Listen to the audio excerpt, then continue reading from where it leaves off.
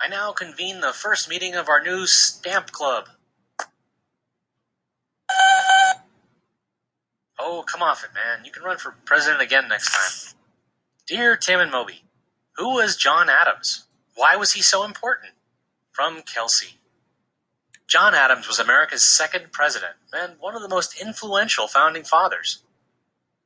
He was born in Massachusetts in 1735. After graduating from Harvard at age 20, he started a career in law. His sharp intellect and wide-ranging knowledge made him one of the brightest minds in the legal field. In 1764, he married Abigail Smith, and they went on to have 5 children, including future President John Quincy Adams. Of course, there wasn't a country to be president of yet, but Adams would help change that during the American Revolution. No, he wasn't a military hero like George Washington, or a popular leader like his cousin Samuel Adams. Instead, Adams used words, both spoken and written, to argue on behalf of individual freedom and republicanism. That's a type of government where the people elect leaders to represent them and make laws.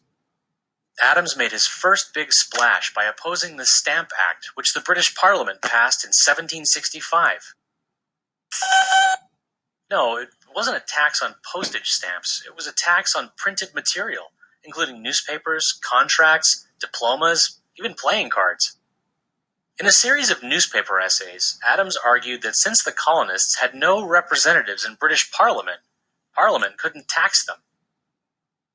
In 1770, Adams agreed to defend British soldiers charged with murder in the Boston Massacre, a bloody confrontation that left 5 colonists dead. Well, he wanted to show that justice was more important than politics, and that even the enemy deserved a fair trial. When the Continental Congress met to discuss growing problems with Britain, Massachusetts sent Adams as one of its delegates. He spoke passionately in support of a permanent separation from Britain.